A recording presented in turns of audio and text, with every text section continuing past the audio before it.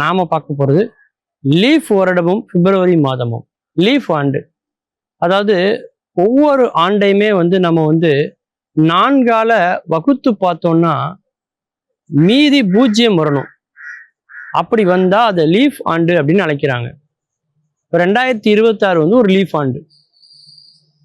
ஆனா அதே இது 4 வகுக்கும் பொழுது மீதி 1, 2, 3 ஏதோ வந்துச்சுன்னா அந்த ஆண்டு லீஃப் ஆண்டு கிடையாது. அது ஏன் 4 வகுக்கணும்? அது ஏன் பிப்ரவரி மாதத்துல மட்டும் வரணும்? லீஃப் ஆண்டா இருந்தா அந்த ஆண்டுல உள்ள பிப்ரவரிக்கு 29 நாள் இருக்கும். லீஃப் ஆண்டு இல்லைன்னா அந்த ஆண்டுல வரக்கூடிய பிப்ரவரியில 28 நாள் தான் இருக்கும். ஏன் அந்த ஒரு நாள் கூடுது, ஒரு நாள் குறையுது? அப்போ அது பூமி சூரியனை சுற்றி வருகிறது.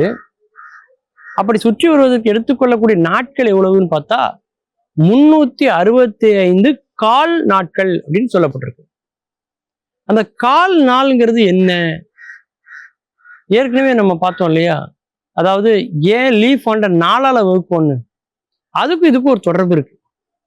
என்ன தெரியுங்களா? அந்த கால் நாளுங்கிறது பார்த்தீங்கன்னா 24 மணி நேரத்தை கால் நாள் எவ்வளோன்னு பார்த்தீங்கன்னாக்கா 6 மணி நேரம் வரும். 6 4 பெருக்கினீங்கன்னா 24, 24 மணி நேரம் ஒரு நாளுக்கு. அப்போ ஒரு ஆண்டுல 6 மணி நேரம்னா அடுத்த ஆண்டுல 12 மணி நேரம், அதுக்கு அடுத்த ஆண்டுல 18 மணி நேரம், அதுக்கு அடுத்த ஆண்டுல 24 மணி நேரம் வந்தோடனே கூடுதலா ஒரு நாள் கிடைக்கும். அது கிடைக்கிற வரைக்கும் பிப்ரவரிக்கு 28 நாள் தான் இருக்கும். அது கிடைச்சதுக்கு அப்புறம் தான் பிப்ரவரியில 29 நாள்னு மாறும். இது ஏன் இந்த கணக்கு வழக்கெல்லாம் பிப்ரவரியில வைக்கணும்? அதை கடைசியா கொண்டு வச்சிருக்கலாம் இல்லையா?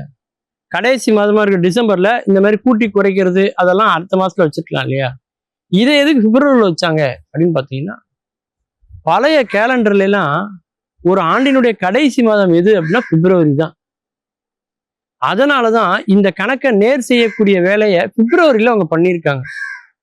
நாம அந்த கேலண்டரை அப்படியே இன்னைக்கு ஃபாலோ பண்ண ஆரம்பிச்சனால பிப்ரவரி 2வது மாசம் ஆயிடுச்சு. நம்ம கணக்குப்படி டிசம்பரை நம்ம கடைசி மாசமா நம்ம வச்சுட்டோம்.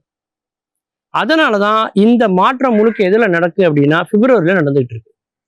பிப்ரவரி மாசம் எல்லாருக்குமே வந்தாலே ரொம்ப சந்தோஷமா இருக்கும். ஏன்னா அது எப்போ வந்தது எப்போ போச்சுன்னே தெரியாது. அந்த அளவுக்கு நாட்கள் கம்மியா இருக்குன்னா மிக வேகமா ஓடி போயிடும். அதுலயும் ஒரு சூட்சமம் என்ன இருக்குன்னா, ஒரு நாளைக்கு எத்தனை மணி நேரம்னு கேட்டு பாருங்க. எல்லாரும் என்ன தெரியுமா சொல்லுவாங்க? 24 மணி நேரம். ஆனா உண்மையிலே 24 மணி நேரமா அப்படின்னா இல்லைங்க. 23 மணி நேரம் 56 நிமிடம் 4.09 வினாடிகள். இதுதான் மிக துல்லியமாக நம்ம சொல்ல வேண்டிய கருத்து. இப்ப இதுல விடுபட்டு போயிருக்கு இல்லையா ஒரு சில ஃபிராக்ஷன் ஆஃப் செகண்ட்ஸ், இதெல்லாம் ஒண்ணு சேர்ந்துதான் 6 மணி நேரமாகி அதன் பிறகு அது 24 மணி நேரமாகி ஒரு நாளாக மாறி வருகிறது. ஒரு ஆண்டுக்கு உள்ள நாட்கள்ங்கிறது 365.2422 நாட்கள். அந்த 2422 இருக்கு இல்லையா, அதைத்தான் 25ன்னு மாத்திருக்காங்க. அதைத்தான் நம்ம கால் நாட்கள்னு சொல்றோம். இந்த தோராயமான ஆண்டு துல்லியமான ஆண்டை விட 11 நிமிடங்கள் அதிகம் அப்படிங்கிறதான் நாம தெரிந்து கொள்ளக்கூடிய உண்மை. மீண்டும் பல புதிய தகவல்களோடு அதில் அறியப்படாத பக்கங்களோடு உங்களை சந்திக்கிறேன். நன்றி, வணக்கம்.